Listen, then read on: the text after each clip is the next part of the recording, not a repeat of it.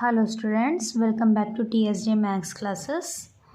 మనం 6th class మ్యాథ్స్లో chapter number 5లో ఉన్నాం. Measures of lines and angles చాప్టర్లో ఎక్సర్సైజ్ 5.2 వరకు కంప్లీట్ చేసుకున్నాం. సో ఈరోజు ఈ చాప్టర్లో లాస్ట్ ఎక్సర్సైజ్ 5.3 అనేది చూసుకుందాం. ఎక్సర్సైజ్ 5.3లో ఫస్ట్ క్వశ్చన్ చూడండి students. Which of the following are models for parallel lines, perpendicular lines and which are neither of them? ఓకేనా స్టూడెంట్స్, ప్యారలల్ ఇప్పుడు కొన్ని ఇక్కడ ఇచ్చాడు మనకి. దీంట్లో ప్యారలల్ లైన్స్ అంటే ఏంటి, ఈ ఎగ్జాంపుల్స్లో ప్యారలల్ లైన్స్, పర్పెండిక్యులర్ లైన్స్ ఏవి, కొన్నేమో అసలు నీదర్ ఆఫ్ దెమ్ అని ఉన్నాయి, అంటే ఏవి కాదు, వీటిలో అలా ఇచ్చాడు అనమాట. సో మనం ఎగ్జాంపుల్స్ ప్రకారంగా ఏవి ప్యారలల్ ఏవి పర్పెండిక్యులర్ మనల్ని మెన్షన్ చేయమంటున్నాడు. సో దాంట్లో ఫస్ట్ వన్ చూస్తే ద వర్టికల్ విండో బార్స్ అని ఉంది. వర్టికల్ విండో బార్స్ అంటే సపోజ్ ఇప్పుడు ఇక్కడ ఇది ఒక విండో అనుకుందాం. ఈ విండోకి ఇప్పుడు మధ్యలో ఇట్లా వర్టికల్ బార్స్ అనేవి ఉంటాయి. ఈ విండోకి వర్టికల్ బార్స్. సో ఈ వర్టికల్ బార్స్ అనేవి ప్యారలల్ లైన్సా, పర్పెండిక్యులర్ లైన్సా, లేకపోతే ఏది కాదా అంటే ఇప్పుడు మనకి ఇలా వస్తే ఇవి parallel lines students. So vertical window bars ఏం లైన్స్ అయితే అంటే ప్యారలల్ లైన్స్ కిందకు వస్తాయి. సో ఈ ఇమేజ్లో ఈ వర్టికల్ విండో బార్స్ అనేది ప్యారలల్ లైన్స్ కిందకు వస్తుంది. సో ఇక్కడ రాయండి ప్యారలల్ లైన్స్. అర్థమైంది కదా students? So vertical window bars అనేవి ప్యారలల్ లైన్స్ అనమాట. నెక్స్ట్ సెకండ్ వన్ చూస్తే రైల్వే లైన్స్ అని ఇచ్చాడు, ట్రాక్ అని ఇచ్చాడు. రైల్వే ట్రాక్ ఎలా ఉంటుంది మనకి, ఇలా ఉంటుందా స్టూడెంట్స్ రైల్వే ట్రాక్ అనేది? సో ఇది కూడా మనకు చూస్తే ఇది కూడా parallel lines. Okay, railway track అనేది కూడా ఇది ప్యారలల్ లైన్స్ కిందకే వస్తుంది. సో ఇక్కడ రాయండి ప్యారలల్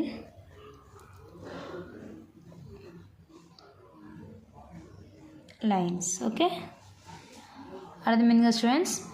నెక్స్ట్ థర్డ్ ఎగ్జాంపుల్ చూడండి. Third question, the adjacent edges of door. The adjacent edges of door అంటే ఏంటి? ఇప్పుడు సపోజ్ ఇది డోర్ అనుకుందాం. ఓకే, ఇప్పుడు అడ్జసెంట్ అంటే ఏంటి? ఇది ఇవి అడ్జసెంట్ సైడ్స్ అనేవి. ఇప్పుడు ఇలా ఇప్పుడు ఎడ్జెస్ ఆఫ్ డోర్కి ఇప్పుడు ఇది ఏ ఫార్మాట్లో ఉంది? ఎప్పుడైనా మనకి 90 డిగ్రీ యాంగిల్ అనేది ఫామ్ అయితే అది పర్పెండిక్యులర్ అంటారు స్టూడెంట్స్. ఓకేనా, ఎప్పుడైనా మనకి ఇలా అడ్జసెంట్ అంటే ఏంటి? ఇది ఇప్పుడు ఇది ఎల్ షేప్ లాగా ఉంది. సో ఎప్పుడైనా ఇట్లా యాంగిల్ అనేది 90 డిగ్రీలో ఫామ్ అయితే దాన్ని పర్పెండిక్యులర్ లైన్స్ అంటారు అనమాట. సో ఇది ఈ adjacent edges of a door అనేది మనకి పర్పెండిక్యులర్ లైన్స్ కిందకి వస్తుంది, ప్యారలల్ లైన్స్ కాదు, పర్పెండిక్యులర్ లైన్స్. ఓకే, సో ఇది perpendicular lines. Okay students, next fourth one చూద్దాం. ఫోర్త్ వన్ ఏమన్నాడు? The letter V in English alphabet. ఇక్కడ వి ఇచ్చాడు ఆల్రెడీ, వి. ఓకే, వి అనేది ఇప్పుడు ప్యారలల్ లైన్స్. ప్యారలల్ లైన్స్ అంటే ఏంటి? మనకి ఎదురెదురుగా ఉండేవి. సో ఇది ప్యారలల్ లైన్స్ కింద కాదు. మరి పర్పెండిక్యులర్ అంటే 90 డిగ్రీస్ ఫామ్ అవుతుందో లేదు. సో ఇది ప్యారలల్ కాదు, పర్పెండిక్యులర్ కాదు. సో ఇక్కడ ఏమి ఇచ్చాడు? ఏది కాకపోతే నీదర్ ఆఫ్ దెమ్ అని రాయాలి, neither of them. Okay, next last one చూస్తే the opposite edges of blackboard. So మనకి బ్లాక్ బోర్డ్ చూస్తే ఇది బ్లాక్ బోర్డ్, అవునా స్టూడెంట్స్? సో ఆపోజిట్ ఎడ్జెస్, ఇప్పుడు ఇదొక ఎడ్జ్, ఇదొక ఎడ్జ్. ఇప్పుడు ఆపోజిట్ అంటే ఈ రెండు, లేకపోతే ఈ రెండు. సో ఇవేంటి? ఆపోజిట్ ఎడ్జెస్ని ఇప్పుడు ఇది ప్యారలల్గా ఉన్నాయి. సో ఇది ఆపోజిట్ ఎడ్జెస్ చూస్తే ఇది ప్యారలల్గా ఉన్నాయి. సో ఇది ఈ ఆపోజిట్ ఎడ్జెస్ ఆఫ్ బ్లాక్ దేని కిందకు వస్తుందంటే ప్యారలల్ లైన్స్, ప్యారలల్ లైన్స్. అర్థమైంది స్టూడెంట్స్? సో ఫస్ట్ వన్ చూస్తే vertical window bars. Vertical window bars వచ్చేసి parallel lines. Next railway lines కూడా parallel lines. Third one the edges of a door వచ్చేసి perpendicular lines. Perpendicular అంటే ఇలా. Next the letter V in English alphabet. V అనేది parallel lines కాదు, perpendicular lines కాదు. So neither of them అని రాయండి. Next the opposite edges of a black board. Opposite edges అంటే ఎదురుగా ఉన్నవి. సో ఆపోజిట్ ఉన్నాయి కాబట్టి ఈ ఆపోజిట్ ఎడ్జెస్ ఏంటి, ఇలా చూస్తే ప్యారలల్ లైన్స్ కిందకి వస్తుంది. అది మెయిన్గా స్టూడెంట్స్. సో ఇది ఫస్ట్ ప్రాబ్లం అనమాట. నెక్స్ట్ మనం సెకండ్ ప్రాబ్లం చూద్దాం students. Second question students, trace the copy of set squares on a paper and mark the perpendicular edges. Set squares మనకు జామెట్రీ బాక్స్లో మనకి సెట్ స్క్వేర్స్ అని ఉంటాయి చూడండి స్టూడెంట్స్. సో ఇవి సెట్ స్క్వేర్స్ అంటే. సో వీటిని ఏం చేయమంటున్నాడు, ఈ సెట్ స్క్వేర్స్ని ఒక పేపర్లో ట్రేస్ చేసి దానికి పర్పెండిక్యులర్ లైన్స్ అనేది మార్క్ చేయమంటున్నాడు. అర్థమైంది కదా స్టూడెంట్స్. సో ఫస్ట్ మనం ఈ సెట్ స్క్వేర్స్ని మనం బుక్లో ట్రేస్ అనేది చేద్దాం.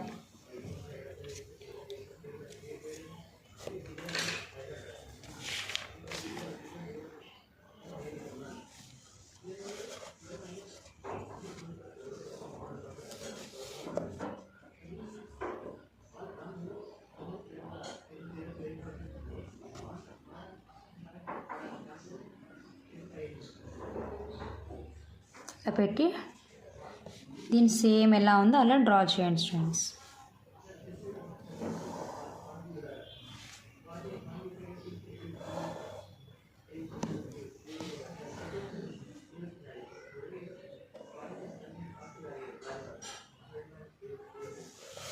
ఓకే, ఇప్పుడు దీన్ని మనం ట్రేస్ చేసాం పేపర్లో. ఇప్పుడు ఏం చేయమంటున్నాడు, మార్క్ ద పర్పెండిక్యులర్ లైన్స్ అంటున్నాడు. సో పర్పెండిక్యులర్ లైన్స్ ఏది, ఇప్పుడు ఇలా ఇది పర్పెండిక్యులర్. ఇప్పుడు నేను ఏం చెప్పాను ఇందాక మీకు, ఎక్కడైతే 90 degrees అనేది ఫామ్ అవుతుందో, ఇప్పుడు 90 degrees కదా, ఇట్లా ఎల్ షేప్లో వచ్చి 90 degrees అనేది ఫామ్ అయితే దాన్ని పర్పెండిక్యులర్ లైన్స్ అంటారు. సో ఇక్కడ రాయండి. ఇప్పుడు ఇది పర్పెండిక్యులర్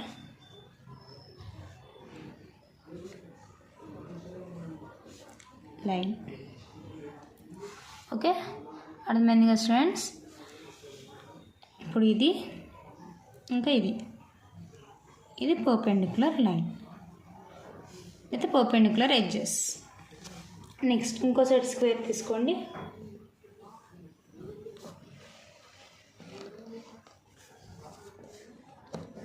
దీన్ని కూడా అలానే ట్రేస్ చేయండి.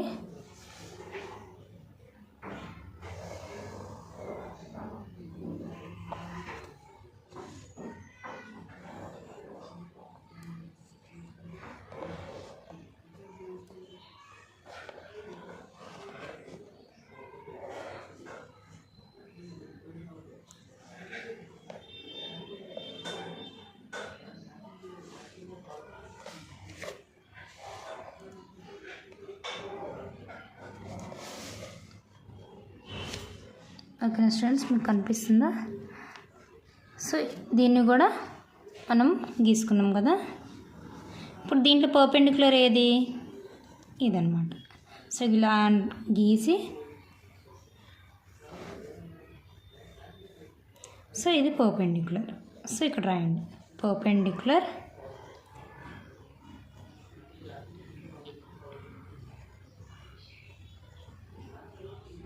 Edges left lines. సో మనం ఏమన్నాడు అక్కడ క్వశ్చన్లో మనకి,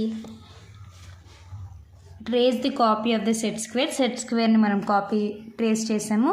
దాని తర్వాత mark the perpendicular edges. So ఇవే perpendicular edges students. So first set స్క్వేర్లో ఇది పర్పెండిక్యులర్ ఎడ్జెస్, ఇది ఈ ఎడ్జెస్ అనేది ఫామ్ అయితే ఇక్కడ మనం పర్పెండిక్యులర్ యాంగిల్ అనేది ఫామ్ అవుతుంది. నెక్స్ట్ మనం చూసినట్లయితే కూడా నెక్స్ట్ సెట్ స్క్వేర్లో కూడా మనం గీసుకుంటే ఇది ఇంకా ఇది పర్పెండిక్యులర్ ఎడ్జెస్. అర్థమైంది కదా స్టూడెంట్స్. సో ఇది సెకండ్ ప్రాబ్లం అనమాట. నెక్స్ట్ మనం థర్డ్ ప్రాబ్లం చూద్దాం. నెక్స్ట్ థర్డ్ ప్రాబ్లం చూడండి students. ABCD is a rectangle. ఇక్కడ ఒక రెక్టాంగిల్ ఇచ్చాడు. AC and BD are diagonals. AC BD ఇప్పుడు ఇలా ఉంటే వాటిని డయాగ్నల్స్ అంటారు students. So AC BD are diagonals. Okay, next write the pairs of parallel lines, perpendicular lines and intersecting lines. వీటిలో parallel lines pairs, తర్వాత perpendicular pairs, intersecting lines pairs రాయమంటున్నారు students. Okay, so first parallel lines అనేది చూసినట్లయితే okay, first parallel lines.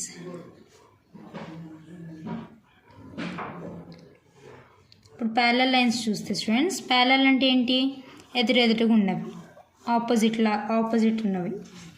So ఇప్పుడు ఇక్కడ చూస్తే AB line అనేది DC లైన్కి ప్యారలల్గా ఉంది. ఇప్పుడు ఈ 2 lines parallel lines. Okay, so first set of parallel lines మనకు వచ్చేసింది. ఏంటి? ఏబి ఈజ్ ప్యారలల్ లైన్స్ని ఇలా ఇండికేట్ చేయాలి students. AB is parallel to DC. Okay, AB is parallel to DC. Okay, one pair వచ్చేసింది. నెక్స్ట్ ఇంకేవి ప్యారలల్గా ఉన్నాయి? ఇటు సైడ్ చూస్తే AD is parallel to BC. అవునా స్టూడెంట్స్? ఇప్పుడు ఏడి ఈ లైన్ ఉందా? ఏడి అనే లైన్ బీసీకి ప్యారలల్గా ఉంది. So AD is parallel to BC. AD is parallel to BC. అర్థమైంది కదా స్టూడెంట్స్? సో ప్యారలల్ లైన్స్ అయిపోయింది. నెక్స్ట్ ఏం ఫైండ్ అవుట్ చేయమన్నారు? Perpendicular lines.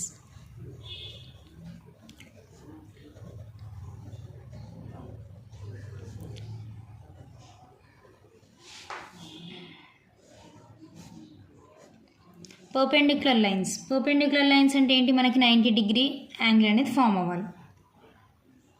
సో ఇప్పుడు చూడండి, ఇక్కడ ఇలా ఇప్పుడు 90 డిగ్రీ ఫామ్ అయింది కదా. మరి ఏ లైన్స్కి మనకి పర్పెండిక్యులర్ అని ఫామ్ అవుతుంది? ఇప్పుడు ఇక్కడ ఉంది AD line and AB line is perpendicular. AD line is perpendicular to AB line. So ఇక్కడ రాయండి,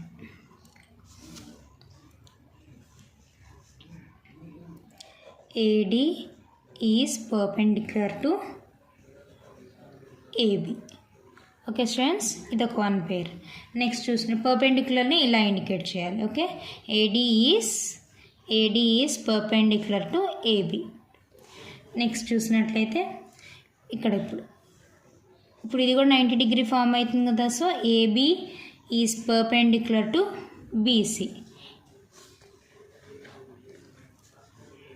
AB is perpendicular to BC.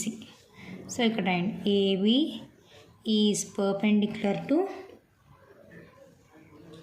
BC. Next చూస్తే ఇక్కడ ఇప్పుడు BC ఇప్పుడు ఇలా కూడా 90 డిగ్రీస్ ఫామ్ అవుతుంది. సో ఇవి కూడా perpendicular lines. So BC is perpendicular to CD. BC is perpendicular to CD. Okay, next ఇప్పుడు ఇలా అర్థం, ఇది కూడా CD లైన్ అనేది DA లైన్కి పర్పెండిక్యులర్ ఉంది. CD is perpendicular to AD. CD is perpendicular to AD. CD is perpendicular to AD. So ఈ 2 lines కూడా పర్పెండిక్యులర్. సో మనకి పర్పెండిక్యులర్ లైన్స్ ఎన్ని పేర్స్ వచ్చాయి? 1 2 3 4 పేర్స్ ఆఫ్ లైన్స్ వచ్చినాయి. Okay, next last intersecting lines.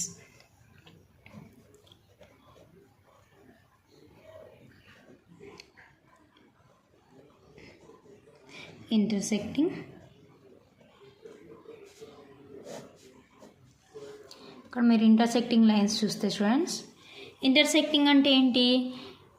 2 lines ఒక దగ్గర వచ్చి join అవ్వాలన్నమాట. సపోజ్ ఇప్పుడు ఈ పాయింట్ని మనం ఓ అనుకున్నాం అనుకో, ఈ ఓ దగ్గర ఈ ఏసీ ఇంకా బీడీ అనే లైన్ అనేది ఇంటర్సెక్ట్ అవుతున్నాయి, అంటే జాయిన్ అవుతున్నాయి. సో ఎక్కడైతే జాయిన్ అయిందో ఆ పాయింట్ని ఇంటర్సెక్టింగ్ పాయింట్ అంటారు. సో ఇప్పుడు ఇంటర్సెక్టింగ్ లైన్స్ ఏవేవి ఇంటర్సెక్ట్ అవుతున్నాయి? ఏసీ లైన్, బీడీ లైన్ అనేది ఇంటర్సెక్ట్ అవుతున్నాయి. సో ఇంటర్సెక్టింగ్ లైన్స్ ఏవి? AC and BD. అర్థమైంది కదా స్టూడెంట్స్? సో మనకి ప్యారలల్ లైన్స్ వచ్చేసి AB and DC are parallel. Next AD is parallel to BC. అదే పర్పెండిక్యులర్ లైన్స్ చూస్తే ఏడి లైన్ అనేది ఏబి లైన్కి పర్పెండిక్యులర్ ఉంది. నెక్స్ట్ ఇంకోటి చూస్తే ఏబి లైన్ బీసీ లైన్కి పర్పెండిక్యులర్ ఉంది. Next BC line CD line, ఈ 2 lines perpendicular. Next CD line AD line perpendicular ఉన్నాయి. ఇంటర్సెక్టింగ్ లైన్స్ చూస్తే ఏసీ ఇంకా బీడి అనే లైన్స్ ఇంటర్సెక్ట్ అవుతున్నాయి. సో ఇంటర్సెక్టింగ్ లైన్స్ అనేది ఇది అర్థమైంది కదా స్టూడెంట్స్. సో ఇది థర్డ్ ప్రాబ్లం అనమాట. మనకి ఇచ్చిన ఫిగర్లోంచి parallel lines, perpendicular lines, intersecting lines రాయమంటున్నాడు. సో దీంతో ఈ ఎక్సర్సైజ్ కూడా కంప్లీట్ అయిపోయింది స్టూడెంట్స్. అండ్ చాప్టర్ కూడా కంప్లీట్ అయిపోయింది. సో ఈ chapter measures of lines and angles అనేది మనం ఈరోజు కంప్లీట్ చేసుకున్నాం. నెక్స్ట్ చాప్టర్తో మనం మీట్ అవుదాం స్టూడెంట్స్. సో ఈ చాప్టర్ మీకు మంచిగా అర్థమైంది అనుకుంటున్నాను. మరి ఈ చాప్టర్లో ఏమైనా డౌట్స్ ఉంటే కింద కమెంట్స్లో నన్ను అడగండి. ఓకేనా students? Okay students, thank you.